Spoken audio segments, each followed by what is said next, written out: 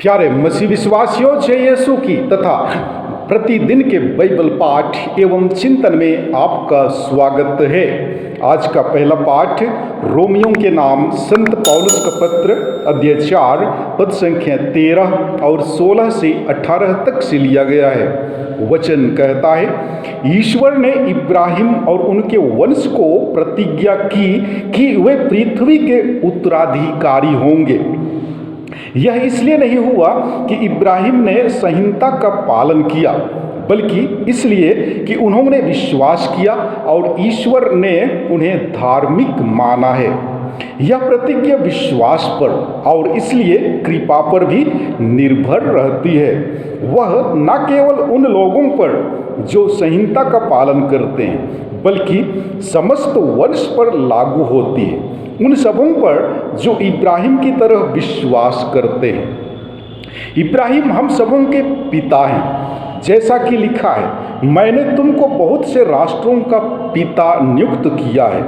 ईश्वर की दृष्टि में इब्राहिम हमारे पिता हैं। इब्राहिम ने निराशाजनक परिस्थिति में भी आशा रखकर विश्वास किया और वह बहुत से राष्ट्रों के पिता बन गए, जैसा कि उनसे कहा गया है, तुम्हारे असंख्य वंशज होंगे।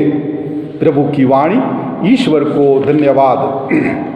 और आज का सुसमाचार पाठ संत लूकस के अनुसार पवित्र सुसमाचार अध्याय 12 पद संख्याएं 8 से 12 तक से लिया गया है। वचन कहता है, यीशु ने अपने शिष्यों से यह कहा, जो मुझे मनुष्यों के सामने स्वीकार करेगा, उसे मानव पुत्र भी ईश्वर के दूतों के सामने स्वीकार करेगा।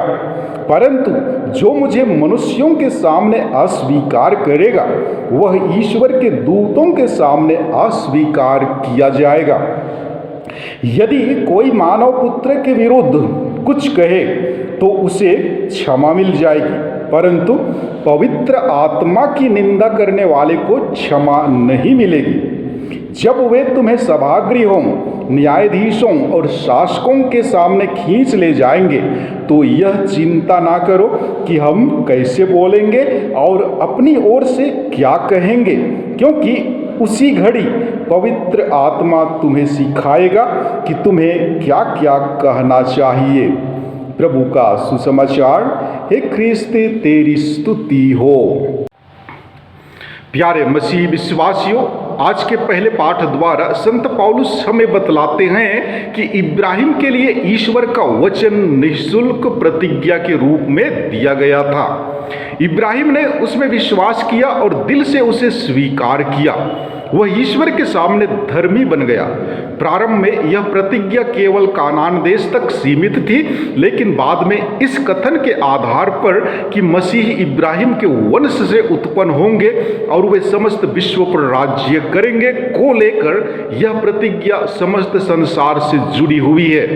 यह प्रतिज्ञा संहिता से नहीं, बल्कि विश्वास के द्वारा पूरी होगी।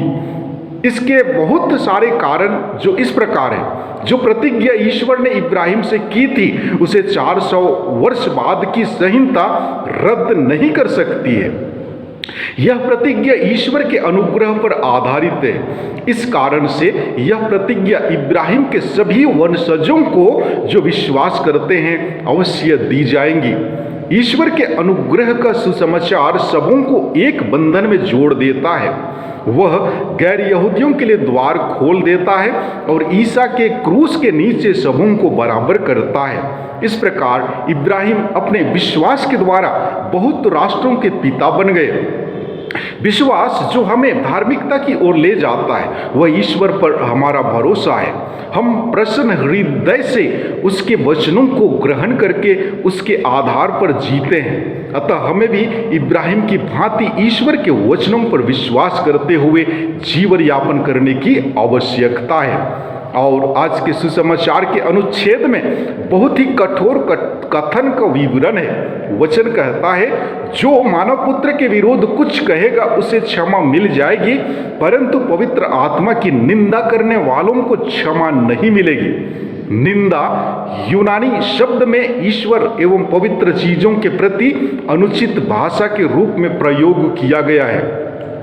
पुराने विधान में कई उदाहरण हैं जहां ईश्वर अथवा धर्म की निंदा को बुरा बताया गया है। लेवी ग्रंथ अध्याय 24 पद संख्या 16 में हम पाते हैं कि ईश्वर यह धर्म की निंदा मृत्यु के समान दंडनीय है।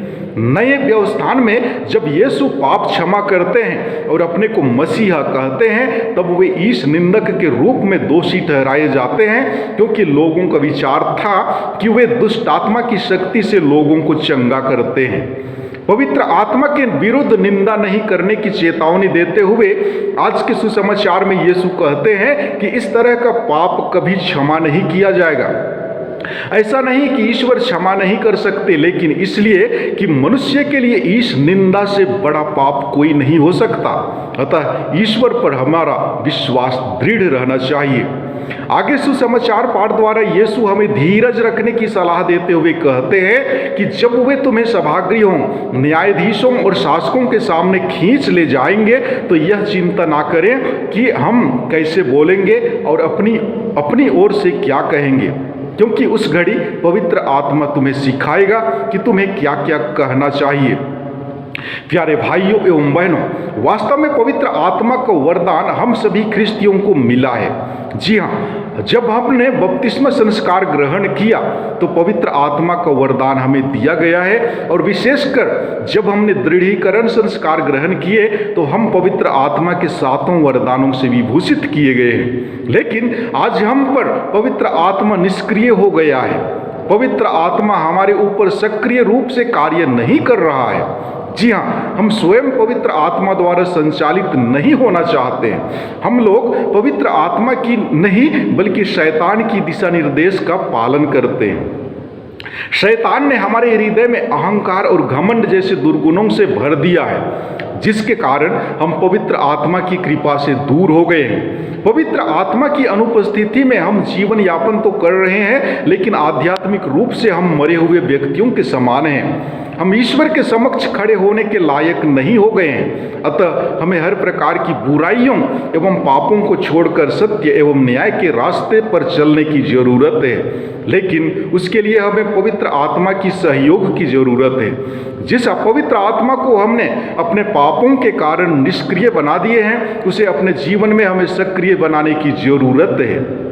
जी हाँ, जिस प्रकार मोबाइल सिम को जीवित रखने के लिए हमें रिचार्ज करना होता है, उसी प्रकार पवित्र आत्मा को हमारे जीवन में सक्रिय करने की आवश्यकता है। ठीक उसी प्रकार जिस प्रकार हम अपने मोबाइल फोन को बार बार अप टू डेट करते रहते हैं, उसी तरह पवित्र आत्मा को भी हमारे जीवन में अप टू डेट करने की और जरूरत है। और जब पवित्र आत्मा हमारे जीवन का मार्गदर्शक बनेगा तो सचमुच हम प्रभु के साथ अच्छा संबंध स्थापित करने में सफल हो सकते हैं। अतः हमें हमेशा पवित्र आत्मा से प्रार्थना करनी चाहिए। जी हाँ, जब भी हम किसी कार्य को प्रारंभ करते हैं तो पवित्र आत्मा से प्रार्थना करें, उसके सहयोग के लिए, उसके प्रेरणा के लिए, ताकि हम अपने कार्यों में सफलता हासिल कर सकें।